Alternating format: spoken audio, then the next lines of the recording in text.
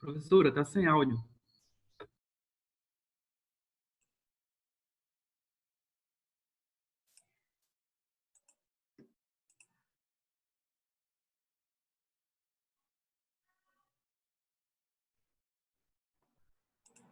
E aí, agora?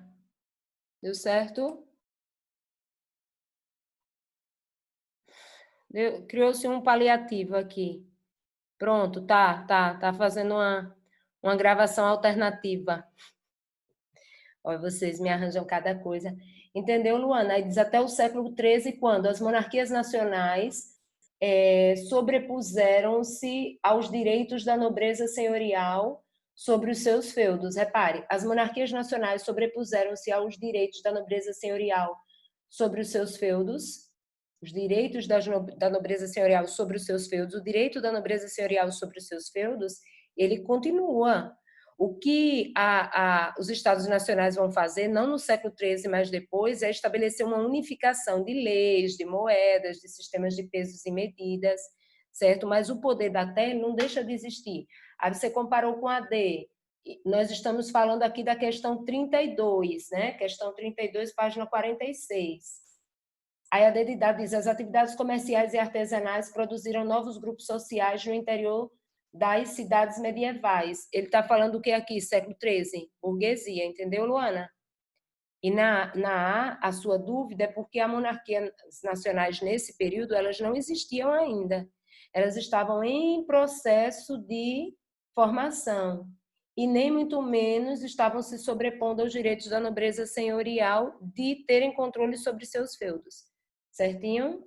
Então, 32 é letra D mesmo, mas você conseguiu entender, né? Beleza? Vamos para frente. Na sequência, a outra questão que me foi pedida foi a 21. Quem foi que pediu a questão 21? Quem pediu a questão 21? A questão 21 diz: o UEL é a melhor estadual do sul do Brasil. A Universidade Estadual de Londrina é a primeira instituição estadual de ensino superior do sul do Brasil no QS Ranking Universitário Latino-Americano, que destacou os 300 melhores universidades da região da América Latina, conquistou ainda 3 pontos no cômputo geral, aparecendo na posição 84, tal. Aí diz: a UEL foi criada em 70 e atualmente conta com mais... Com base no contexto histórico no que diz respeito à importância das universidades da ciência e da tecnologia para a criação de elevadas escalas de desenvolvimento das sociedades em seus múltiplos aspectos, assinala a alternativa correta sobre o surgimento das universidades. Questão 21, na página 43. Foi você, filha, que teve dúvida nessa? Quais os itens que você teve dúvida na questão 21? Os itens que vocês tiveram dúvidas na questão 21? Todos? Ou só alguns?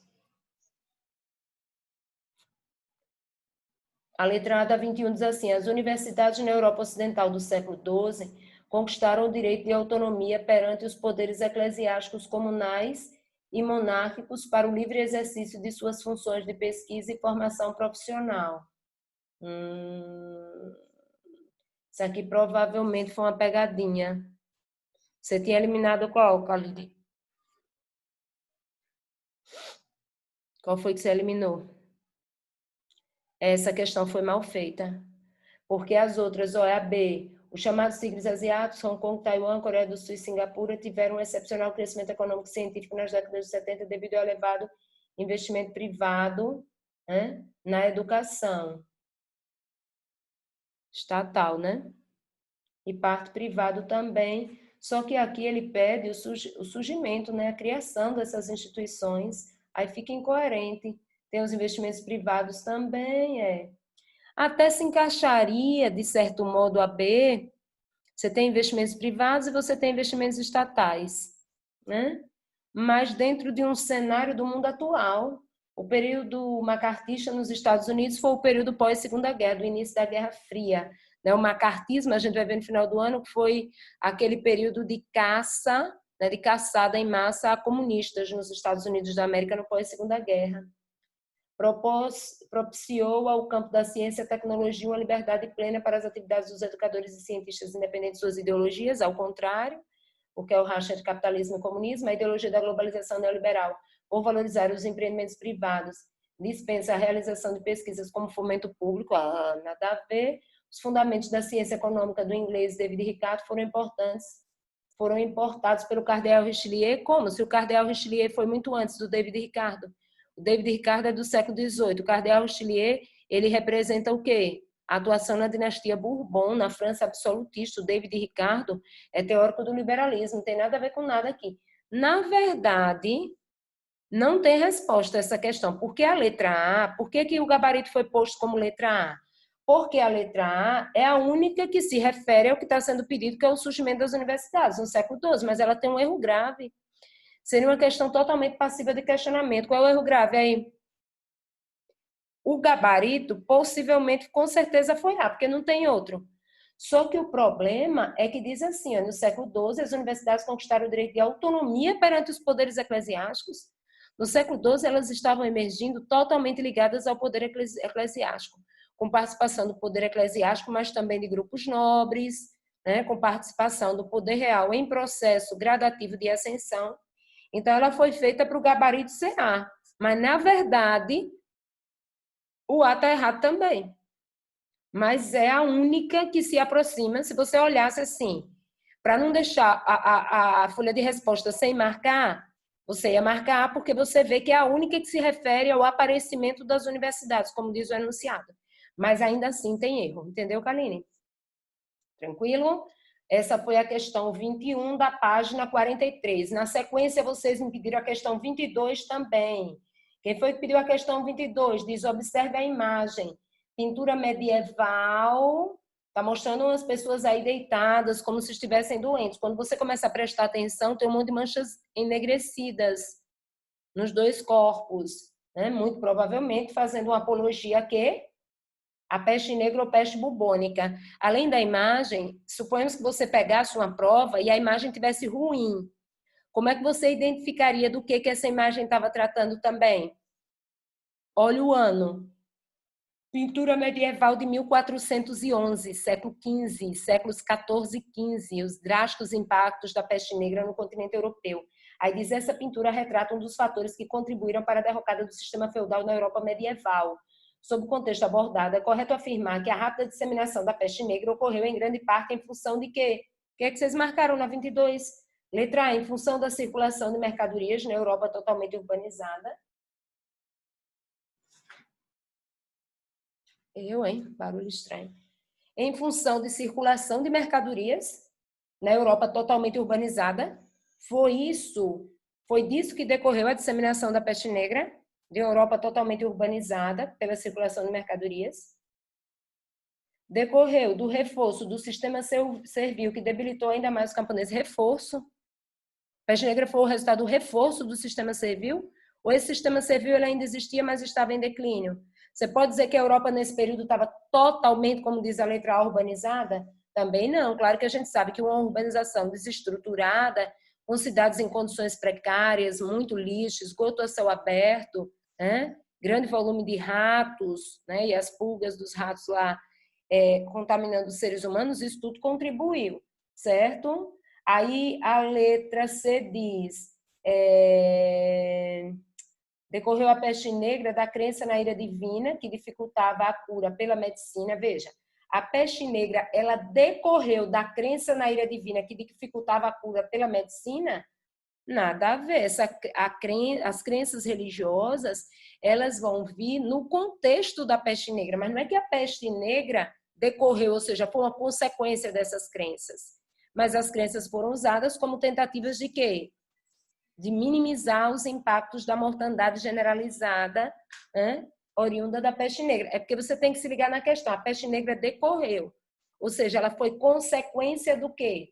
Aí a dedidado diz do baixo nível nutricional e das precárias condições sanitárias do indivíduo. Aí essa está melhor, dos indivíduos. As precárias condições sanitárias atreladas a uma população com imunidade baixa, mal alimentada, em condições difíceis de sobrevivência, a doença acabou se tornando ainda mais mortífera. Deu para entender essa? Entendeu? Tranquilo. Então, 22, letra D de dado, não é isso? Depois vocês me pediram a 23. Ainda querem a 23? 23. Você quer, Luana? 23? Galinho também? A 23. Qual foi a dúvida de vocês na 23? Considere o texto a seguir. Em sua obra História do Medo no Ocidente, 1300 a 1800, ou seja, anos 1300 até 1800. 1300 e alguma coisa. 1300 seria final do século XII, mas ao longo dos anos 1300, 1300 e seria século quê? 14. 1800 seria o último ano do século quê? 18. É isso? Aí diz assim: uma cidade sitiada escreve acerca da peste negra no continente europeu. Até o final do século XIX, ignoraram-se as causas da peste que a ciência de outrora atribuía à poluição do ar. Ela própria ocasionada, seja por funestas conjunções astrais, seja por emanações pútridas vindas do solo ou do subsolo. Daí as precauções aos nossos olhos inúteis, quanto se aspergia com vinagre, cartas e moedas, quando se acendiam fogueiras purificadoras nas encruzilhadas de uma cidade contaminada, quando se desinfetavam indivíduos, roupas velhas e casas por meio de perfumes violentos e de enxofre, quando se saía para a rua em perigo de contágio com uma máscara em forma de cabeça de pássaro. Gente, essa da máscara tá todo nós, não tá? Pode ser, na história, né, assim, pode ser que no futuro venham a rir de nós também, nunca se sabe, né? É só o futuro que acaba trazendo as respostas, né, Luana? Aqui estão tirando onda, você está vendo, né? Na época, as medidas foram tomadas como medidas necessárias para se precaver do contágio. Hoje é motivo de piada, né? Talvez um dia sejamos também, quem sabe ou não, né? Mas aí diz, gente, as pessoas tentando desinfetar as roupas, em perigo de contágio com a máscara em forma de cabeça de pássaro, cujo bico era preenchido com substâncias odoríferas, né? Que acreditando que aquele odor forte minimizaria, né? Uma infiltração do processo de contaminação. Podemos deduzir por meio do texto e da história da Baixa Idade Média que... Qual foi a dúvida de vocês nessa 23? Qual foi a dúvida de vocês nessa? Todos os itens? A letra C, Nívia? A letra C diz, o local onde a peste negra se originou foi provavelmente a China. Muito possivelmente, né? Ela vem da Ásia. Né? E aí os chineses, como históricos aí, emanadores de algumas pandemias, né? Tanto pandemias quanto epidemias também, né? A gente comentou até a diferença na aula, não foi? De surto, pandemia, epidemia, enfim. Onde não se tornou epidêmica até meados do século XVI. Foi outra polêmica na época. Gente, pense que nós estamos nos sentindo mergulhados nessa questão, né? Porque alegava-se que veio da Ásia, principalmente de portos chineses, mas durante muito tempo a China não sentiu os impactos como a Europa sentiu, ou pelo menos negou sentir. Você vê que às vezes a gente tem a sensação que a história se repete, né? Enfim, na verdade a história não se repete na íntegra, né? Mas algumas coisas se tornam similares. Aí diz, onde não se tornou epidêmica até meados do século XVI, contudo, devido a condições mais propícias à contaminação, como a grande quantidade de lixo e esgoto a céu aberto, ela se desenvolveu como surto no continente europeu. Vejam, ele diz, podemos deduzir por meio do texto e da história da Baixa Idade Média. Realmente essa gera dúvida. Vocês tiveram dúvida mais em qual? Na D? D, devido à grande mortandade causada pela epidemia, houve grandes números de pessoas que se isolaram em feudos. Olha aí o isolamento social. Em feudos. Eu tô rindo, gente, não é tirando onda, não. Pelo amor de Deus, vocês já me conhecem. Eu não entro nessas noias, não, né? Vocês já me conhecem. Eu tô rindo no sentido de similaridades com o nosso momento. Eu não estou sendo nem a favor, nem contra. Vocês já me conhecem que quando a coisa está na crista da onda da briga política, eu não tomo nem conhecimento que é perda de tempo. Então, minha risada não significa nada, por favor, vocês já me conhecem, né? Devido à grande mortandade causada pela epidemia, houve grande número de pessoas que se isolaram em feudos, fortalecendo os senhores feudais e as obrigações a serem pagas. Aí essa tem um problema grave que é mais visível, é mais rápido de você perceber. Sabe qual é, filha? Esse se isolaram, fortalecendo os senhores feudais e enfraquecendo. Porque você tem alguns que se isolam, você tem muitos outros que morrem, e havia com tudo isso uma limitação da acessibilidade dessas pessoas a quê? Ao trabalho. Isso traz prejuízos para os senhores feudais, limitação da produção, produção de menor qualidade, as obrigações de serem pagas devido à proteção que a vida no campo passou a representar. Não tinha também essa proteção.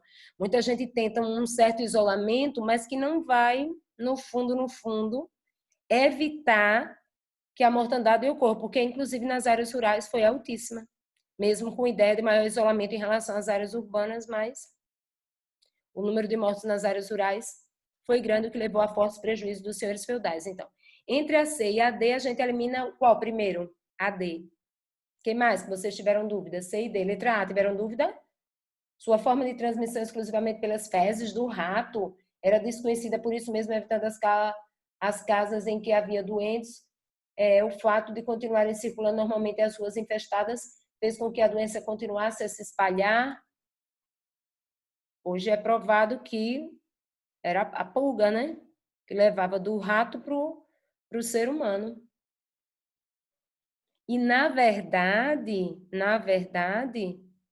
você vê que o contágio com a peste negra em si, em princípio, não era de pessoa para pessoa, né? Não era de pessoa para pessoa. Embora você tenha alguns sintomas, né? A população já com a imunidade baixa, começou também a sentir sintomas de outras doenças. Como a gente sabe que em todas as épocas não é assim? Hoje não está assim também? Muitos hospitais hiperlotados. Ah, mas está hiperlotado. É só por conta do coronavírus? A gente sabe que não, né? E a dengue? E a chikungunya? E a zika? E a H1N1? E todas as outras mazelas? E as viroses clássicas dessa época do ano no país? Será que não tem pessoas sofrendo com esses outros males? Tem. Só que devido à pandemia do coronavírus estar no foco, né, no olho do furacão, muita gente acaba procurando serviço de saúde preocupado de que haja uma contaminação pelo coronavírus, não é isso? Então, era o que acontecia na época. Muita gente também sofreu com outras mazelas, e aí os primeiros sintomas aparecerem, já se achava que era a peste negra, né? Criando um pânico geral. Um pânico geral. Bem de bola, a peste negra chegou do Oriente até a Europa com os ratos e produtos por eles contaminados, fato comprovado pelos comerciantes de Gênova e Veneza logo após o início da epidemia, com grande incidência de doenças nas cidades portuárias. Esse fato foi comprovado pelos comerciantes de Veneza logo após o início da epidemia, levou séculos para se descobrir que o processo de contaminação vinha de pulgas, né, que transmitiam a doença dos ratos para os seres humanos. Levou séculos. Então, a B também não se encaixa. Aí sobrou o quê? Letra E. Os medievos atuavam de maneira a tentar evitar a sua propagação com medidas como isolamento de doentes, uso de ervas e perfumes para evitar os maus odores, e muitos chegaram a fugir para longe das grandes cidades, achando que no isolamento maior estariam livres, mas a doença também matou nas áreas mais isoladas. Aí veja, a C e a E, você fica mais assim. Depois que você lê a E, dá uma boa clareada. A D não, A e B não. Aí volte para C, que foi objeto de dúvida. Entre a C e a E, qual que vocês escolheriam? Entre a C e a E. A C diz, o local onde a peste se originou foi possivelmente a China, onde não se tornou epidêmica até meados do século XVI. Você tem expansão epidêmica na China. Não foi imediata, como acabou sendo na Europa, né? E aí vários fatores contribuíram, né? O fato do crescimento urbano estar mais imediato na Europa, o volume de novas cidades em condições precárias, né? Tudo isso contribuiu. Agora, nesse intervalo até o século XVI, o número de mortes na China também foi grande. Contudo, devido às condições mais propícias à contaminação, como a grande quantidade de lixo e esgoto a céu aberto, isso realmente existia, ela se desenvolveu com surto no continente europeu. Veja, daria para encaixar perfeito a letra C. O problema é dizer que não teve surto epidêmico, né? Você não tem epidemia no sentido ali regional até o século XVI? Tem. Você não tem de imediato com um volume tão grande como acabou tendo na Europa, no século XIV para o XV, mas até o início do XVI, momentos epidêmicos se intensificaram também na Ásia. Certinho? Aí entre a C e a E, qual é a que contempla melhor a realidade do período? A E. Nesse caso aqui, a E. Quem fazia esse isolamento? As próprias pessoas, que consideravam uma coisa meio óbvia. Se na cidade estava morrendo muita gente, a galera começava a fugir para o campo. Mesmo porque as pessoas pensavam que na área rural, em contato mais com a natureza, né, a tendência é que se prolifere menos, as cidades estão contaminadas com os miasmas, ou seja, os gases, né, que emergem da terra, os gases putrefantes que trazem consigo doenças. Essa crença nos miasmas, ela se deu no campo do estudo da saúde pública por séculos. Você chega no Brasil no início do século XX, se falava muito dos miasmas, né? Na época da febre amarela no Rio de Janeiro, na época da revolta da vacina, o povo dizia, se contamina com os miasmas, porque se sepulta os corpos das pessoas em valas rasas, então em tudo que esses corpos vão entrando em decomposição, vão emitindo gases, esses gases são tóxicos, doentios e acabam afetando as pessoas e trazendo proliferação de doenças. Essa história dos miasmas já era antiga. E aí, lógico, as pessoas não eram bobas, né? Elas diziam, não, então, em contato com a natureza, em áreas mais interioranas, a gente sai dessa sujeira das cidades, provavelmente tem a ver com isso. E tinha, mas a compreensão exata de onde vinha, do agente transmissor, isso levou séculos e séculos para a ciência descobrir. O que se tinha por muito tempo era o uso desses recursos mesmo populares, do senso comum, porque a ciência demorou muito, muito para se inteirar do que está acontecendo. Isso mostra em toda a história que nada na história aparece necessariamente como solução absoluta ou como resposta absoluta para qualquer coisa, nem mesmo a ciência. A ciência ela é extremamente importante, extremamente válida, né? Mas ela, como tudo na história, tem seu tempo para ser processada, para ser digerida. Nem sempre as respostas vêm tão rápido quanto as pessoas almejam. Certinho? Então, 21, 22, 23. Quem foi que pediu a 26? Alguém pediu a 26. Quem foi que pediu? Alguém pediu a 26? Foi tu, Lucas, que pediu a 26? O Lucas pediu a 26. A 26 diz assim. Essas questões, Lucas, do Enem do PPL, às vezes, para não dizer muitas vezes, né? Para não ser taxativa, preconceituosa, mas às vezes elas exageram, não exageram? Que você... Agora desistiram de me ligar de São Paulo. Toda hora que eu estou dando aula para vocês, agora veio 17. Onde é 17, por favor? Desistiram para ver se eu atendo. O 11 desistiu depois de umas 50 ligações para mim. Agora o DDD 17 está ligando. Não faço nem ideia de onde seja. Meu filho, vai enjoar outro. Vá, por favor, me esqueça. O 11 já ligou para mim para dúzias de vezes. Oh. Aí diz assim, vamos lá, Lucas, é da maior utilidade saber falar de modo a persuadir e conter o arrebatamento dos espíritos desviados pela doçura de sua eloquência.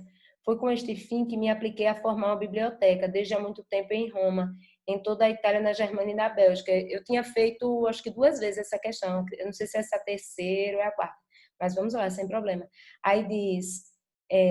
desde há muito tempo em Roma, em toda a Itália, na Germânia e na Bélgica, gastei muito dinheiro para pagar a copistas e livros, ajudado em cada província pela boa vontade e solicitude dos meus amigos. Olha, aí diz o nome do autor, Lettres, século X, História da Idade Média, Texto e Testemunhos, ou seja, é um texto do século X, passagem da Alta para a Baixa Idade Média. Alguém que está dando muito valor a quê? A livros, dizendo que se aplicou, investir nisso, em formar uma biblioteca, valorizando, meio que assim, reconhecendo a importância desse recurso. Aí vem o texto 2, eu não sou doutor, nem sequer sei do que trata esse livro, mas como a gente tem que se acomodar às exigências da boa sociedade de Córdoba, que é no sul da Espanha, lá ele está falando desde há muito tempo em Roma, na Itália, né, Germânia e Bélgica. Aí diz, preciso ter uma biblioteca. Nas minhas prateleiras tem um buraco exatamente do tamanho desse livro. Como vejo que tem uma letra e encadernação muito bonitas, gostei dele e quis comprá-lo. Por outro lado, nem reparei no preço. Graças a Deus, sobra-me dinheiro para essas coisas. Século X. Ou seja, está mostrando a questão do livro, Um adquirindo por questão de reconhecimento de importância e outro adquirindo como uma peça de decoração. Olha, tem um buraco ali na estante, esse cabe perfeito. As letras são bonitas, o visual é bonito. Não estou me incomodando com o preço. Essa ideia de não se incomodar com o preço, e aqui a referência anterior é o século X. É nesse aqui, século X, a Península Ibérica entre o Ocidente e o Oriente. Cristãos, judeus e muçulmanos. Olha o nome da obra. No segundo texto, mostrando que é um período de quê? Onde o comércio começa a ganhar espaço. E aí destacando comerciantes judeus e árabes, que não só vinham valorizando questões ligadas ao conhecimento, como vinham ganhando muita grana, né? É o período de início da emergência da burguesia, onde muitos desses burgueses eram completamente analfabetos, mas vão adquirir determinados recursos para quê? Para tentar se mostrar chiques, numa época quando eles começavam a ganhar dinheiro, mas não tinham visibilidade política e social.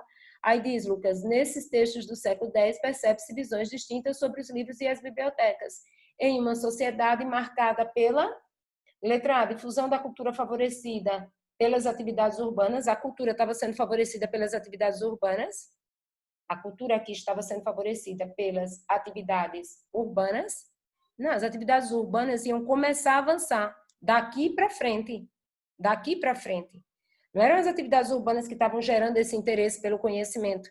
Esse interesse pelo conhecimento, ele era forte na época do Império Romano, depois na Alta Idade Média decaiu com o impacto das invasões bárbaras, mas ainda assim chegava à Europa Ocidental através de intelectuais de onde, Lucas? Bizantinos e árabes. Lembram? Que eles sempre vinham para a Europa Ocidental, na época do Carlos Magno na França, né? Muitos papas italianos, certo? Contratando esses intelectuais. Aí esse interesse pelos livros, numa sociedade marcada pela laicização do saber, que era facilitada pela educação nobre, você tem um saber laico aqui, século X, separado da religião, nunca, altamente atrelado à religiosidade. Ser de casa é uma sociedade marcada pela ampliação da escolaridade realizada pelas corporações de ofícios. As corporações de ofícios nem tinham surgido ainda, estavam formando as bases para que elas viessem a surgir depois, que eram associações entre o quê? Profissionais, produtores de um mesmo ramo. Dedidado, uma sociedade marcada pela evolução da ciência que era provocada pelos intelectuais bizantinos, tá bom? Podia ser intelectuais bizantinos ou intelectuais árabes, qualquer um dos dois. Onde isso você percebe no nome do segundo livro, de onde foi tirado o segundo texto. Ele cita judeus e muçulmanos, aí no item ele cita bizantinos, mas ele podia citar bizantinos, podia citar judeus ou muçulmanos, que foram expoentes de acúmulo de intelectualidade durante a Alta Idade Média. Até a Baixa, mas na Baixa acabaram sofrendo maiores níveis de perseguições. Uma sociedade marcada pela publicização das escrituras, que era promovida pelos sábios religiosos, publicização das escrituras principalmente associadas aí às produções religiosas, dentre elas a Bíblia, publicizadas, ou seja, com acessibilidade ao grande público, de jeito nenhum. Era uma das coisas que mais se criticava, a falta de acessibilidade do grande público a esses materiais, que é o que vai ser altamente pregado lá na frente, na época da Reforma Protestante, né, que seria a popularização da leitura da Bíblia e de outros escritos religiosos. Certinho? São José do Rio Preto, Natália Neves. Meu Deus do céu. Então, é o mesmo São Paulo. Só que aí botou 17 para não aparecer o 11. Meu Deus. O pior é que nem adianta você atender, porque quando atende não diz nada. Ah, meu pai. É uma ciência complexa, né? E eles adivinham quando eu estou falando com vocês. É a hora que mais toca quando eu estou falando com vocês. Só vê o bicho. Lucas, meu filho, você entendeu? Cadê o Lucas? Entendeu, Lucas? Por nada, meu filho. Você tinha botado o A nessa, foi, Nívia? Difusão da cultura favorecida pelas atividades urbanas, mas realmente é uma pegadinha. É dificílima. Essas questões do PPL, às vezes, são uma piada. Por vezes, elas chegam a ser mais difíceis do que na prova considerada normal, comum. Meu Deus. Realmente, Nívia, gera dúvida, mas você tem que entender que onde é que você mata. Pelo século que está no enunciado, então a sociedade marcada pela difusão da cultura favorecida pela atividade urbana, ou seja, a cultura estava avançando por conta de um avanço anterior da atividade urbana, é o contrário. Ela começa a emergir influenciada por essa galera de fora, bizantinos, árabes, certo? E depois, com as atividades urbanas, ela ganha um nível de projeção maior, entendeu? Mas é difícil essa questão. Se você não estiver prestando bem atenção no período, você se passa. Não, se passaria, né? Agora não mais. Tranquilo? Beleza? Ui, ui. Então, 26 já era. Pronto. Então, fizemos a 32, 21, 22, 23, 26. Aí, na sequência, tinham me pedido a 95. Alguém me pediu na sequência que eu tenho aqui, a 95. Cadê o dono da dúvida da 95? Tá por aí? 95, 95. Quem foi o proprietário da dúvida da 95? Não sei se essa foi a Sofia. Sofia tá aí? Tá aí, Sofia, você hoje? Tá não, né? É. Então eu pulo, tudo bem. Tá, alguém mais tem? Porque senão eu pulo, a pessoa depois pede para eu voltar para essa. Alguém mais tem na 95? Não. Me foi pedida a 14. Alguém ainda tem dúvida na 14? Tem, Nívia. Pronto, a Nívia tem na 14. Eu não sei se foi você, Nívia, que me pediu, mas alguém tinha me pedido a 14. A questão 14, deixa eu ver se eu acho essa beleza aqui. Pronto, a questão 14. Vamos lá, questão 14, você tem na 11, Natália? Deixa eu botar aqui na lista. A questão 14, ela diz assim, após o fim do Império Romano do Ocidente, em 476 d.C., o panorama político e cultural europeu encontrou-se extremamente fragmentado e, aos poucos, iniciou-se o processo feudal. Fragmentado por conta da lógica feudal, uma lógica baseada na fragmentação, certo? Fragmentação territorial, política, administrativa. Espera aí que o fio está querendo escapulir aqui. Vamos lá. Aí, qual é a questão mesmo? 14, né? É 14? Aí diz: considerando essa proposição, escreva VOF conforme seja verdadeiro, tal. Tá, quais foram as dúvidas de vocês aqui nessa? Entre os séculos 6 e 8 formaram-se os reinos romanos bárbaros. Sim, 5. Ele podia botar o 5 também, se ele quiser. 5, 6, 7, 8. Por que ele colocou até o 8? Porque você sabe que as últimas grandes levas de invasões estrangeiras no continente europeu se deram quando? Século IX, que é considerado o século símbolo da conclusão das invasões bárbaras com os ataques dos vikings ou normandos ao continente europeu. No ano 800 depois de Cristo, Carlos Magno criou o Sacro Império Romano Germânico. Anos 800, romanos bárbaros, como assim? A mistura de influências que vieram do Império Romano, agora em desagregação, e dos povos bárbaros que foram realizando as invasões. E aí os reinos que surgem são resultantes das junções dessas influências. Entendeu, Nívia? Carlos Magno, Sacro Império nos anos 800, século IX, anos 800, 800 e alguma coisa, século IX. O Sacro Império Romano Germânico foi dividido em 3 partes, em 843. Os bárbaros participaram das relações feudais? Não só participaram, Nívia, como foram decisivos. Foi a continuidade das invasões desses povos que manteve o sistema feudal em funcionamento durante séculos. O sistema feudal ele emerge dessas invasões e de um processo de interiorização da sociedade europeia, em primeira instância, abandonando as áreas urbanas e indo para as áreas rurais, desenvolvendo o êxodo rural. Na Baixa Idade Média, o caminho inverso vai sendo processado, né, com a retomada da vida nas cidades. O êxodo urbano cresce no século seguinte. Os bárbaros participaram, suas heranças deles como servos participam, no sentido de por que o estilo românico das construções da Alta Idade Média era do jeito que era. Paredes grossas, torres de vigilância não muito altas, poucas janelas, poucas aberturas, para cuidar da segurança diante dos ataques bárbaros. Tá entendendo? O sistema feudal firmou-se em toda a Europa entre os séculos 9 e 11. Olha que sacanagem esse item. Ele botou do 9 ao 11. Ou seja, olha sem vergonhice. Ele pega finalzinho da Alta Idade Média e comecinho da Baixa. No finalzinho da Alta e comecinho da Baixa, o feudalismo estava passando por dificuldades e declinando na Europa Ocidental, mas ele ainda existia na Europa Ocidental. No leste europeu, ele estava justamente começando a avançar. Então, na verdade, era um período de existência na Europa inteira, em maior grau ou em menor grau. Sacanagem total essa, né? Bem decoreba. Tudo certo nessa, Nívia?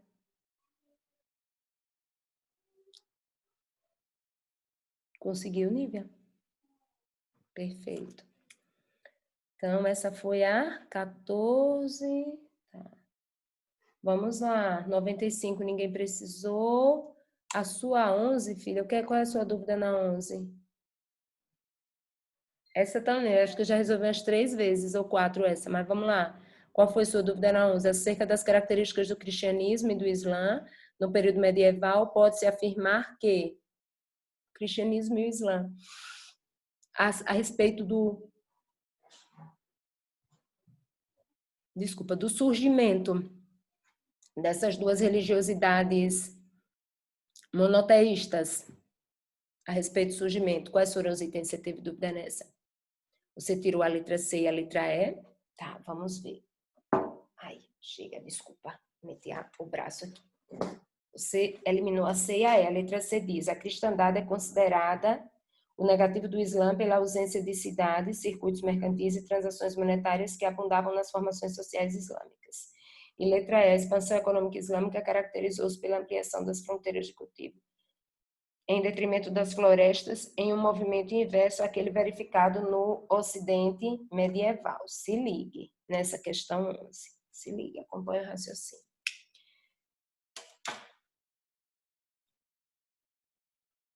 Se você olhar o texto, tem um fragmento de texto, eu não tenho, ele diz assim: um grande manto de florestas e várzeas, cortado por clareiras cultivadas mais ou menos férteis, tal é o aspecto da cristandade, algo diferente do Oriente Muçulmano, mundo de oásis em meio a deserto, um local a madeira é rara e as árvores indicam a civilização, no outro a madeira é abundante sinaliza a barbárie.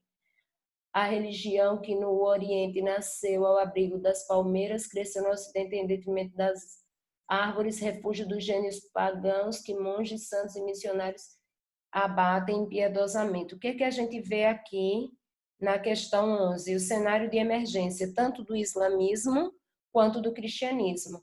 Nos dois cenários, você vê os ambientes rurais como ambientes impulsionadores, mas também essas crenças se proliferando nos ambientes o quê?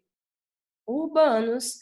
No caso do cristianismo, na época de funcionamento do quê? Do Império Romano, que foi um império com características urbanas fortes, Então, as duas que você teve dúvida, a C e a E, realmente era para ter dúvida mesmo. Por quê? Porque elas não se encaixam. Nenhuma das duas. Você achou que se encaixava, foi? Essas duas? Você achou que se encaixava? Eita, eu perdi a questão. Correu. Cadê? Voltou. Entendeu? A cristandade é considerado o negativo do Islã? Não, tem várias bases semelhantes. Pela ausência de cidades, circuitos mercantis e transações monetárias, você tem essa presença de cidades. Agora, na Península Arábica, o número era menor, com exceção de Meca, Medina, né? Circuitos mercantis e transações monetárias que abundavam nas formações sociais islâmicas, abundavam, não. Nas formações islâmicas, você tem essas estruturas mais marcadas pelas tribos nômades. E a E que você disse, diz: a expansão econômica islâmica caracterizou-se pela ampliação de fronteiras de cultivo em detrimento das florestas? Não. Aí, em detrimento das florestas, é um movimento inverso àquele verificado no Ocidente medieval? Não, por mais que na Europa você tenha aquele ambiente das florestas mais forte, inclusive com muitas lendas, né, de bruxas, gênios malignos nessas florestas a serem exorcizados, mas você vê que esses ambientes mais rurais, dentro de cenários geográficos diferentes, porque na Península Arábica seria o cenário mais dos desertos, das buscas por áreas de oásis, mas esse aspecto, tanto ruralizado quanto um certo espaço urbanizado, existiu nos dois. Aí depois as outras dizem, dedicado, o clero cristão, defensor do monoteísmo estrito, combateu as práticas pagãs muçulmanas, arraigadas nas florestas e nas regiões desérticas da cristandade ocidental, as práticas muçulmanas, arraigadas nas regiões ocidentais. B de bola, a concentração humana assemelhava-se nas clareiras e nos oásis, que se constituíam como células econômicas, sociais e culturais, tanto da cristandade quanto do Islã. Nesse caso, sim. Mas também com espaços em áreas urbanas, só que na Península Arábica, essas áreas urbanas em menor volume. Letra A, o cristianismo se desenvolveu a partir do mundo rural, enquanto a religião muçulmana teve como base inicial as cidades e os povoados da Península Arábica? Não. Deu para entender? Na A, B e C, você entendeu agora A? Essas bases não são assim. A, B se assemelhava, só que no caso, paisagens geográficas diferentes. Na Europa, essas paisagens mais de florestas, né, com vegetações típicas da região. E na Península Arábica, essas áreas de oásis, ou nas próprias áreas desertificadas, que também foram alvos das pregações do Islã. Conseguiu, Natália? Entendeu a D, filha? Natália Neves. Tranquilex? Aí essa da Natália foi qual? 11, 14. Alguém tinha me pedido a 116. Quem foi que pediu a 116? Tem umas na casa dos 100 aqui que vocês passaram. Casa dos 100, 100, 100, 100. 116. Quem foi o proprietário da 116? 80, Darlison. Deixa eu botar o seu 80 aqui. O dono da 116 está aí? 104? Não, 104 não está na lista não, Kaline. Botou agora, foi a 104? 104 não estava, deixa eu botar aqui. 104 não estava não, vamos lá. As que vocês tinham me passado, 116 teve, não foi? Então vamos lá, pela sequência. A 116 diz, a civilização bizantina foi muito mais original e criativa. A civilização bizantina foi muito mais original e criativa que, em geral, lhe acreditam. Suas igrejas abobodadas desafiam a originalidade e ousadia dos templos clássicos e catedrais góticas, enquanto os mosaicos competem com supremas obras de arte, com a escultura clássica e a pintura renascentista. Certo. Sobre o legado cultural bizantino, assinale a alternativa correta. Qual foi a dúvida na 116? Você tem dúvida na letra A? A letra A diz, herdando elementos da cultura grega, os bizantinos desenvolveram estudos sobre a aritmética e a álgebra. Os bizantinos herdaram elementos da cultura grega? Herdaram. Mas onde é que eles focam a herança dos gregos? Na língua, que eles absorveram como língua oficial no século VII, em plena Alta Idade Média. Não necessariamente nos conhecimentos matemáticos, que já vem aí de uma evolução que veio de base grega, mas de uma evolução que eles já absorveram dos romanos. Tranquilo na letra A? Aí a B, negando a tradição jurídica romana, jamais, eles foram absorvedores. A filosofia estoica influenciou o movimento iconoclasta, nada a ver, o movimento iconoclasta era o movimento da quebra de imagens, baseado na ideia de que a adoração de imagens seria uma prática pecaminosa. O catolicismo ortodoxo tornou-se a religião oficial do Império após a denominada querela das investiduras. Não. O catolicismo ortodoxo se tornou a religião oficial no século XI, ano de 1054, com o cisma do Oriente e o surgimento da Igreja Católica Ortodoxa. A questão das investiduras cresceu a partir daí. Letra E, a Catedral de Santa Sofia sintetiza a tradição artística bizantina com seus ícones e mosaicos. Melhor é a letra E. Entendeu, filha? Porque não pode ser a. Vamos na sequência. Já tinha pedido, Kaline, é 104? Pois eu não anotei não, essa 104 sua. Mas vamos lá. Quem é que está pedindo a 120? A Natália Neves é? Para acrescentar 120, Natália. E o Darlinson que é 80, né? Ah, a sua 80 já estava aqui, Darlinson. Menino, quando eu pensei em acabar, vocês me aparecem com mais questões. É um poço sem fundo, é? Misericórdia, Jesus. Eu não acabo. Darlison, meu filho, o que é isso? Minha Nossa Senhora, meu São Longuinho. Faltam 8 para você, Darlison. Jesus, então 80 já está aqui, só faltam 7. 108. Não, a 108 não está aqui. Jesus da providência. 129. Também não está aqui. 134. Oi, glória a Deus, a 134 já está aqui, então só faltam 6, Darlison. 140. Deus é mais, já está aqui, Darlison. Só faltam 5. 145. Não, não está. 157. Não está. 162. Também não. Dos males o menor. Quebramos 3, né? Não, Darlison? Darlison, sobraram 5. Deus é mais. Deus ajuda que acabe logo essa dúvida de vocês. Senão a gente vai chegar em 2021 e vocês não acabam essas dúvidas. Alguma que não está? Pode, filha? Eu anotei, foi, então eu anotei errado. Pronto, eu já acrescentei as outras, viu? Qualquer coisa assim, só 1, 2, 3, 4, 5, 6, 7. Instantinho, né?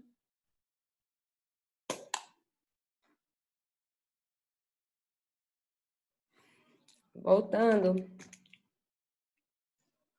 Vamos lá, chegarei em todas essas. Eu chegarei, eu não sei quando, mas eu chego. 116 já foi, né? Aí na sequência, para chegar nas outras que vocês me pediram também, já estou indo para elas, 80, 104, bababá. Alguém me pediu nessa outra lista aqui.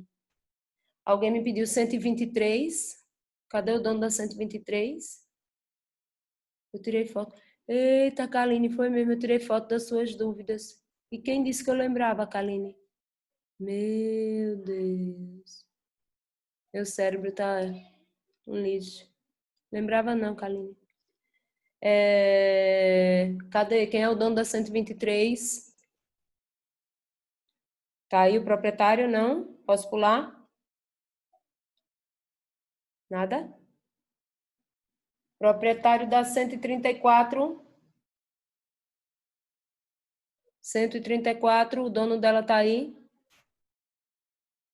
Natália, minha filha, essas são as suas, é? Eu não sei se eu rio ou se eu choro. Só isso aqui, Natália?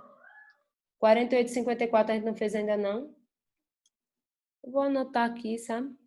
Menino do céu, meu Jesus do céu, 54, 86, 103, 120, 122.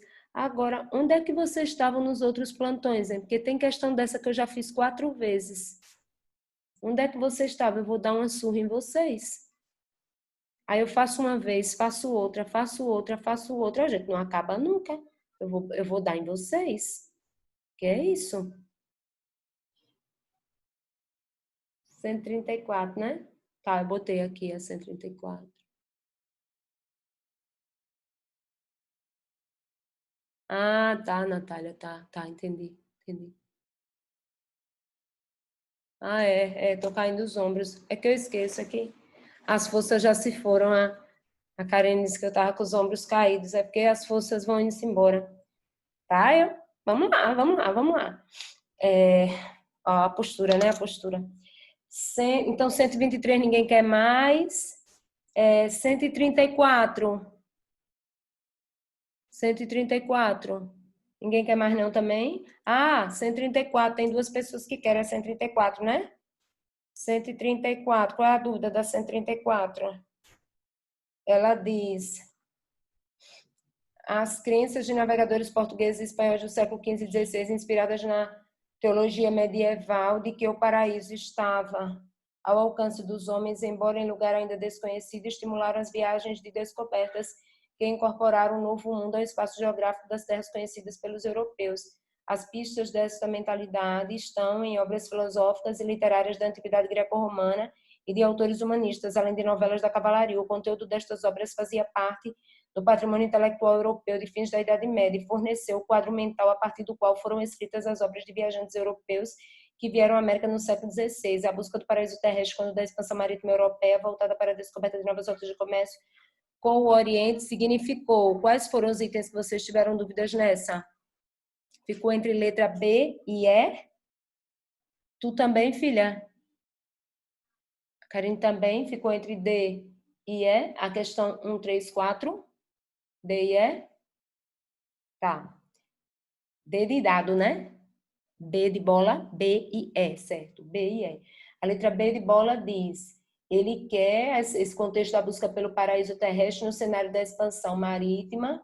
A descoberta de novas rotas de comércio com o Oriente significou, B de bola, a permanência de elementos da mentalidade medieval no período inicial do Renascimento, essa tá boa. Letra E, o uso da justificativa religiosa para o financiamento das navegações pela coroa ibérica. Essa é difícil. Repare, o uso de justificativa religiosa para o financiamento das navegações pela coroa ibérica. A coroa ibérica usou a justificativa religiosa para o financiamento das navegações? Para financiar, primeiro, quem financiou não foi a coroa, foi a burguesia, aliada do poder real. E a justificativa usada para o financiamento era de que seria um negócio rentável, porque as especiarias que fossem trazidas do Oriente para o Ocidente trariam lucros gigantescos. Então, a justificativa para se conseguir o patrocínio, o financiamento, foi econômica. A justificativa religiosa, ela foi abraçada pela Igreja Católica como um mecanismo para quê? Para minimizar a perda de fiéis que a igreja sofreu, principalmente com a reforma protestante. Entendeu? Então, a justificativa religiosa, ela existiu, mas ela não foi usada para gerar os financiamentos das viagens. Os financiamentos se davam pela crença de que havia mercado na Europa para o consumo dessas especiarias e elas com certeza seriam vendidas a preços elevadíssimos e mesmo com todos os custos da viagem, percorrendo a costa da África até o Extremo Oriente, ainda seria mais viável do que ir pelo mar Mediterrâneo e ter que pagar tributos para os italianos, entendeu? A B, quando diz expansão marítima, permanência de elementos da mentalidade medieval, porque muitas crenças que vieram da mentalidade medieval ainda continuavam permeando o imaginário do homem europeu. No período inicial do Renascimento, tinha isso? Tinha, 300, 400 e 500, séculos 14, 15 e 16, ou seja, enquanto o processo expansionista estava acontecendo, a ideologia do renascimento cultural também, sempre com essa mistura de medievo e modernidade nos dois cenários. Entendeu, Darlison? Entendeu, Karine? Então, 134, vamos lá, já estou chegando. Aí teve também 123 e 122. 123 já foi, 122 foi da Natália. Aí tem 120, 128. Pronto, na casa dos 120 tem essas três, 120, 122 e 128, não é isso? 120, 122, tá? Quem foi que pediu a 128? Quem foi que pediu a 128? Darlison, tu tem a 129 também? E onde é que apareceu essa 129, Darlison? Darlison. Eu vou dar em você, Darlison. Ah, não, o Darlison é daqui, da 129, certo, Darlison. Então, bora para a casa da 120, tem duas que são da Natália, tem uma aqui que é do Darlison, da casa dos 120, e tem uma que está sem pai e mãe, que é a 128. 120 e 122, não é isso, Natália? É isso. 120 e 122, da Natália Neves, certo? Isso eu sei. Aí tem a 129, foi o Darlison que pediu. Aí eu só queria saber essa 128, quem é o proprietário dela. Que alguém me pediu a 128, mas ela está aqui órfã. A pobrezinha está aqui órfã, 128. Então, ela pode ser retirada? Tá, então se a mãe ou o pai não apareceram, os responsáveis por ela, eu vou eliminá-la, tá certo? Então, tchau, 128. É para botar 127 na sequência? Tá, então vamos 120, 122, 127 e 129. Bora lá? 120. Cadê a casa dos 120? Procure aí no módulo, por favor, onde estão as 120. Por onde andam elas? Que página? Que é que estão doidices essas minhas páginas total. Que página? Achei aí para mim, por favor. Show? Página 64 e 65. 64, 65, né? Vamos lá. Diz assim.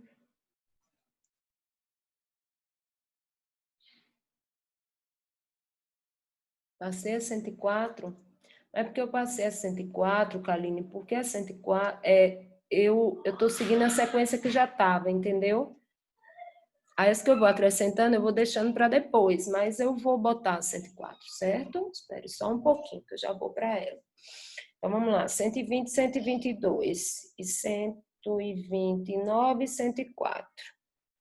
Elas dizem assim, 120, página 64.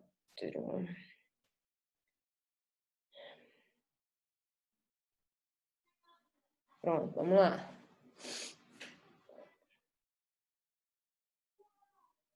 120, página 64. É a questão central que vai atravessar todo o pensamento filosófico medieval, não é essa?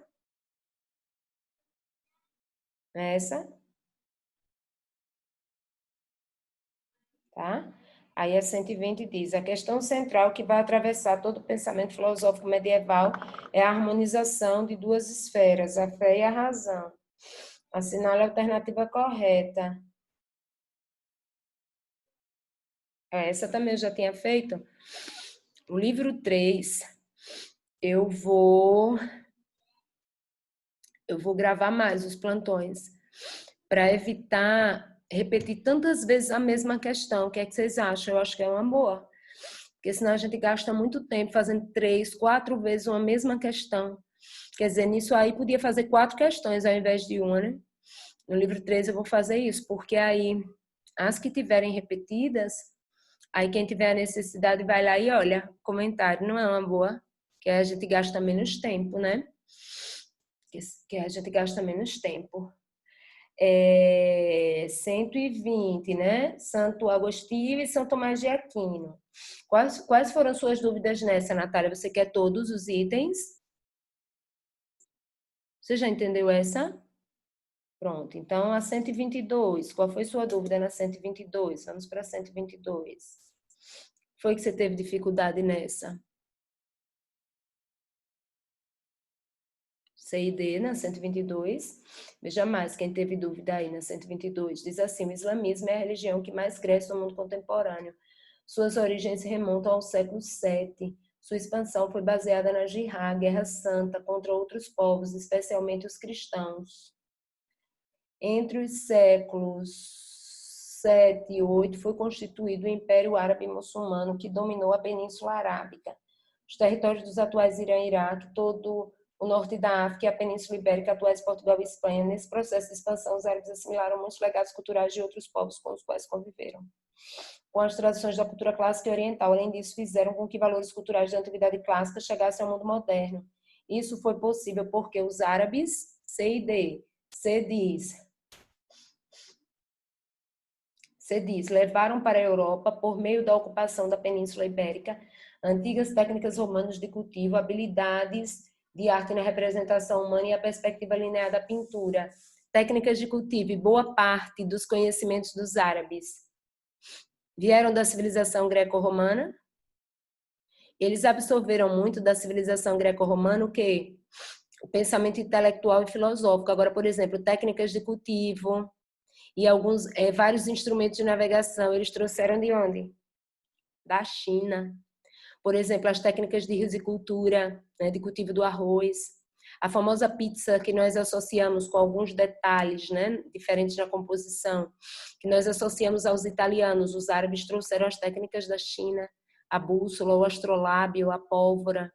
Então, boa parte dos recursos trazidos pelos árabes para a Europa, Natália, foram trazidos da Ásia.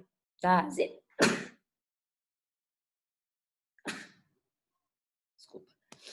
Da Ásia. No caso do pensamento filosófico e intelectual, é que foi de origem greco-romana. Aí a sua outra dúvida foi dedidado. A dedidado diz: traduziram e difundiram muitos textos, concretizando importantes realizações a partir do pensamento grego. Em matéria de textos, pensamento intelectual filosófico, gregos e romanos. Em matéria de inventos, técnicas de cultivo, China. Indochina. Certinho? Aí vamos para frente. Vamos mais. Então, essa foi, essa foi. Aí temos a... Peraí.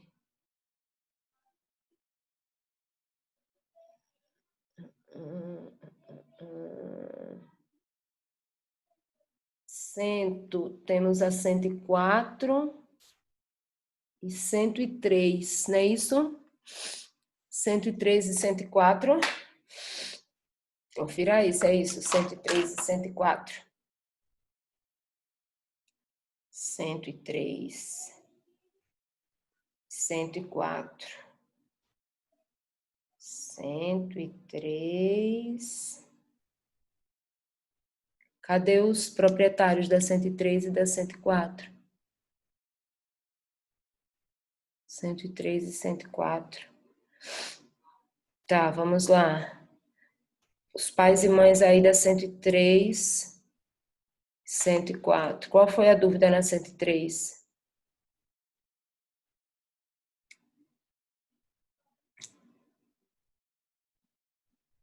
Qual foi a dúvida na 103? 2 e 3. 2 e 3. E na 104, qual foi a dúvida? Na 104, foi qual dúvida? 104, qual dúvida? Então, deixa eu começar na 103, enquanto a 104 me responde. A 103 diz... Que foi isso? Abra a porta. Abra! Hã? Que susto! Meu Deus do céu! Meu Deus, pensei que tinha sido um acidente. A outra tá gritando que acertou uma resposta ali no jogo. Meu Deus. Pensei que tinha prendido o dedo na porta. Jesus. Um grito, disse que é porque não tá tendo um jogo ali e era para dar uma resposta. Pensei que tinha prendido o dedo. Ah, meu pai. 104, cadê a mãe da 104? É A e C, é? 104? A e C, A e C. Tá, sim, senhora. 103 e 104. 103 e 104. 103. Assinale as proposições sobre o islamismo e a cultura ocidental. O islamismo e a cultura ocidental. Aí teve dúvida na 2 e 3. 2 e 3. A 2 diz: os mouros islamizados no norte da África ocuparam diversos territórios da Península Ibérica, do início do século VIII ao final do século XV. Durante 7 séculos. E aí os ibéricos nesse período travaram com os muçulmanos as guerras de reconquista, permitindo que cristãos e judeus que viviam em Portugal e na Espanha mantivessem suas crenças e cultos, embora oferecessem vantagens àqueles que se convertessem ao Islã. Mantinha as crenças, porque vocês lembram que para os muçulmanos não era interessante que todo mundo se convertesse, senão todo mundo ia pagar menos tributos, né? Aí não valia a pena. Mas por que rolava briga? Rolava briga porque eles queriam impor, né? Domínio econômico, controle administrativo, e aí esses reinos católicos ibéricos não queriam aceitar. Esse finalzinho das vantagens, a gente viu na aula, que era assim, quem se converteu ao islamismo pagava menos tributos que os não conversos. Por isso que a gente viu que não era interessante para os islâmicos saírem convertendo todo mundo. Eles não obrigavam todos os povos conquistados a se converterem, mas à medida que alguns desses povos foram percebendo que com a conversão eles se beneficiavam, muitos foram fazendo questão de aderir ao modelo religioso muçulmano. Entendeu? A 3 diz: a Revolução Islâmica no Irã de 79, isso aqui a gente vai estudar ainda, de atualidades, instituiu um Estado fundamentalista xiita, no qual as leis do país passaram a ser inspiradas em preceitos religiosos. Foi a liderança do Ayatollah Khomeini na Revolução Islâmica de 1979. Aí diz: com isso, aqueles que praticavam o ateísmo, as religiões politeístas, bem como a prostituição, o adultério feminino, o homossexualismo, podiam ser punidos com pena de morte. Porque o Irã, até então, ele tinha um governo pró-ocidente, era aliado dos Estados Unidos desde a época das guerras mundiais, mas com o governo xiita, que se implementou em 79, acabou se estabelecendo uma linha de governo muito dura, muito rígida no Irã. Mas a parte de mundo atual a gente ainda vai estudar, mas não está errado não. Deu para entender, Natália? O 2 e o 3. O 1 você entendeu? Você entendeu? Perfeito. Aí a 104. A 104, as dúvidas foram na A e C. A 104 diz, no início do século XIV é o fim da Ordem Templária. Peraí. No início do século XIV, o fim da Ordem Templária marca um importante momento da transição entre a primeira fase do feudalismo, caracterizada pela cultura cavalheiresca, e a segunda fase, caracterizada pela formação de uma forte burguesia mercantil, alta Idade Média e baixa Idade Média. Sob a Ordem Templária, é correto afirmar que letras A e C. Letra A. Uma comunidade monástica que, além de evangelizar, difundiu a cultura antiga por meio do ensino do latim. Uma comunidade monástica que, além de evangelizar, difundiu a cultura antiga por meio do ensino do latim. Isso aqui eram os jesuítas. Isso aqui eram os jesuítas. Os templários, eles acabaram tendo um caráter bastante o quê? Secular, em contato com as cruzadas, certo? E justamente tendo como objetivo essa ideia de quê? De combater os infiéis, que no caso das cruzadas seriam os muçulmanos. Entendeu? Aí a letra C, teve dúvida também. Uma das 4 ordens religiosas organizadas na época das cruzadas para libertar a Terra Santa. Lembra que a gente tinha feito essa? Vocês lembram? Que eu tinha feito essa com vocês? Quem lembra? Essa das ordens religiosas das cruzadas. Lembra, Karine? Lembra?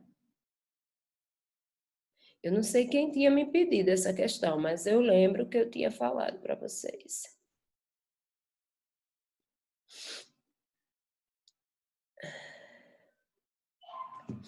Lembra? No caso dos templários e dos hospitalários, nós vimos que eles foram os mais famosos, né? Os templários porque fixaram atuação nas ruínas do Templo de Salomão, o Templo de Jerusalém. Estão lembrados? Os hospitalários, que a gente já resolveu até uma questão, atuando no aspecto de quê? Dos cuidados com os feridos nas batalhas. E eu também citei 2 outros que são menos comuns, mas de um outro plantão eu cheguei a citar, os teutônicos e os equestres, certo?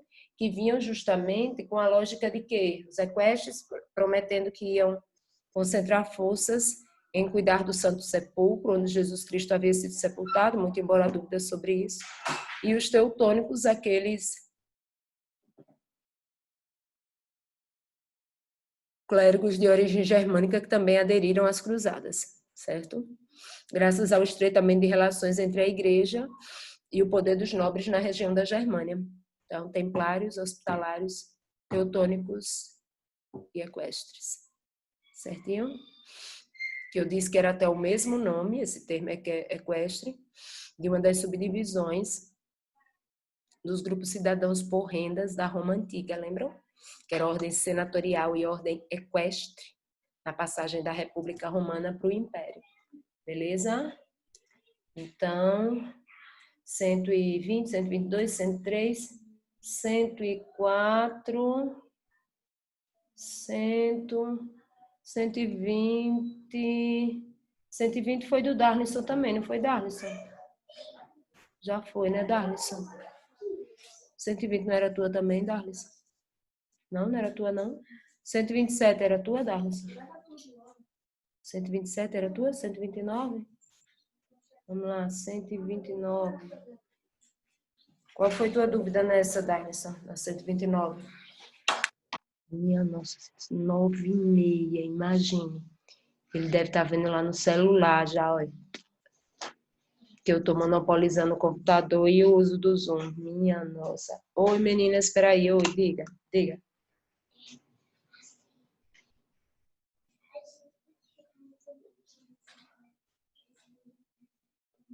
Pode.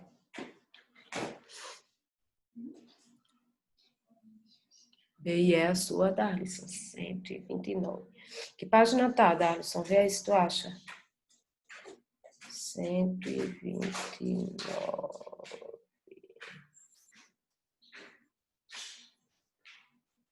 Essa que começa assim como, só que na minha só tem um pedacinho, só tem a introdução dela. Deixa eu ver se eu acho no material completo aqui, 129. 129, 129. Aqui também não tem. 129.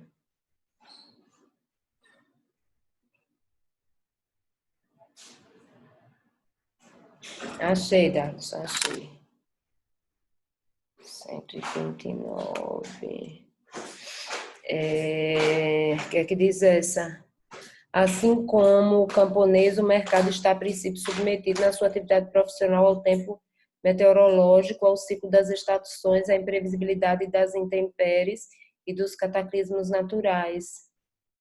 Como durante muito tempo não houve nesse domínio, senão necessidade de submissão à ordem da natureza e de Deus. O mercador só teve como meio de ação as preces e as práticas supersticiosas, mas quando se organiza uma rede comercial, o tempo se torna objeto de medida, a duração de uma viagem por mar ou por terra, ou de um lugar para outro, o problema dos preços, que no curso de uma mesma operação comercial, mas ainda quando o circuito se complica, sobem ou descem, tudo isso se impõe cada vez mais à sua atenção. Mudança também importante, o mercador descobre o preço do tempo no mesmo momento em que ele explora o espaço, pois para ele a duração essencial é aquela de um trajeto, ou seja, mostrando aí a diferença entre o raciocínio do camponês, né, produzindo nas áreas rurais, e dos mercadores, emergindo com o comércio nas áreas urbanas. Aí diz o texto, associa a mudança de percepção do tempo pelos mercadores medievais. Aí o Darlison teve dúvida na...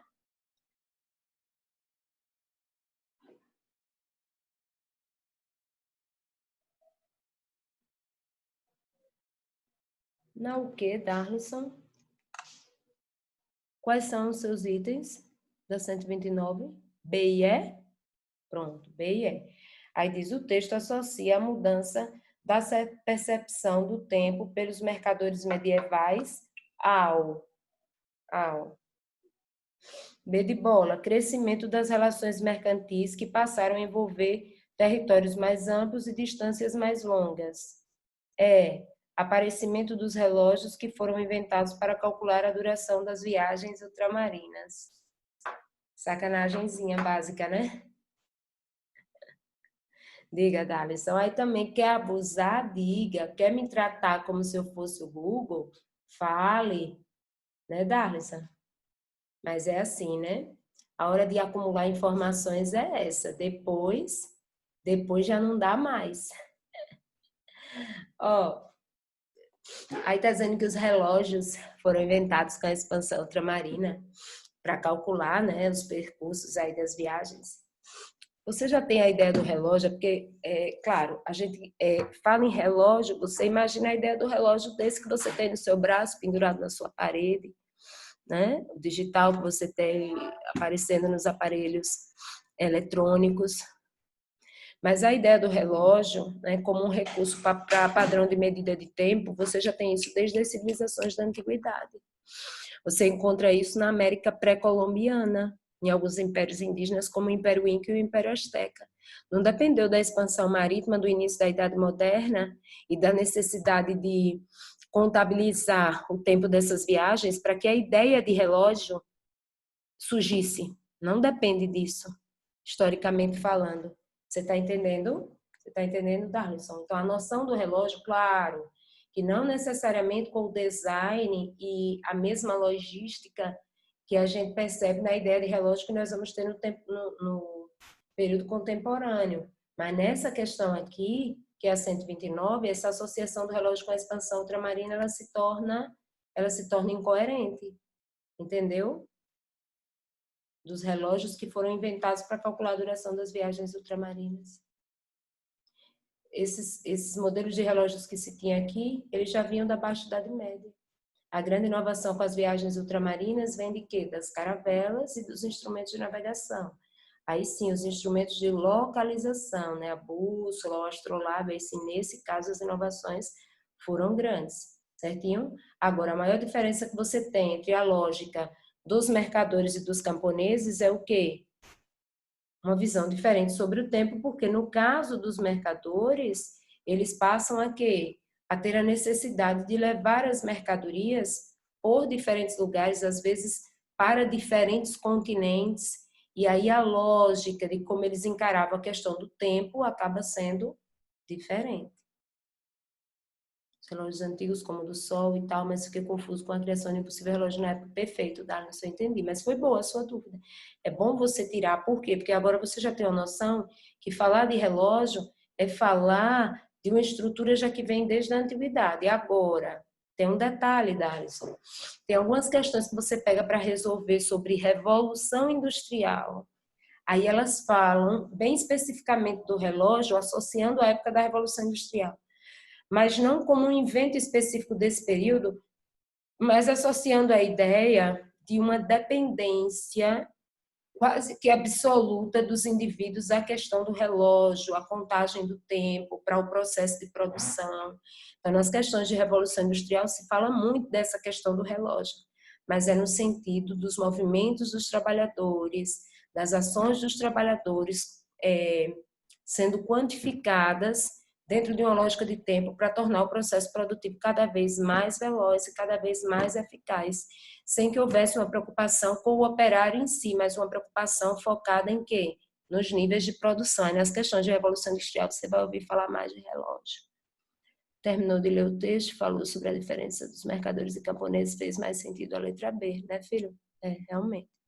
Acabou fazendo mais. A questão foi essa, 129.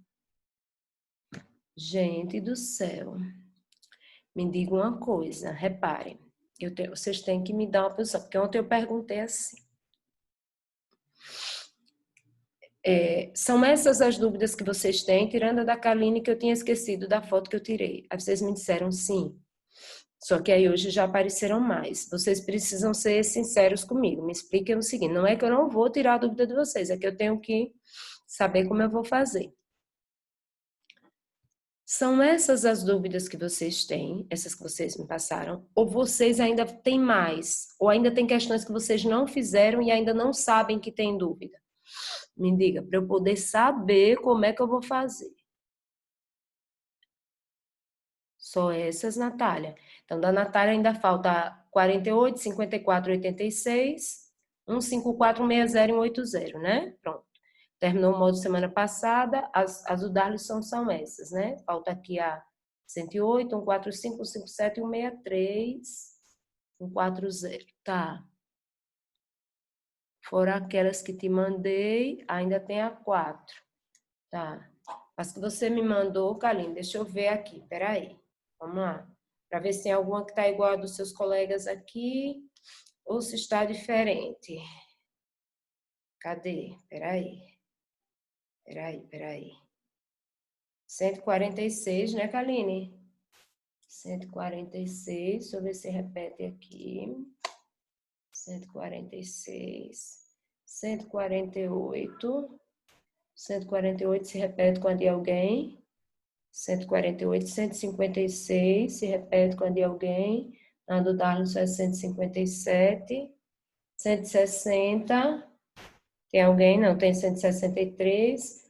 Aí é 162, 163 é igual a do Darlison. Eu não vou botar porque tá igual. E 169. Pronto. Então, só são essas, não é isso?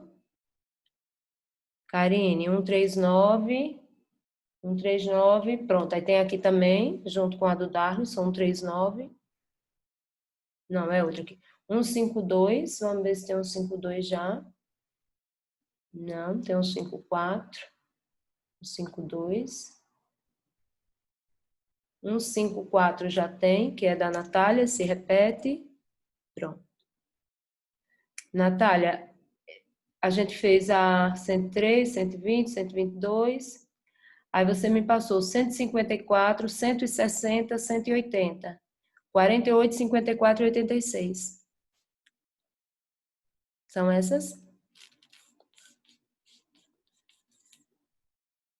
Misericórdia, Kaline, mas essas todas, mulher. Kaline, eu vou matar você.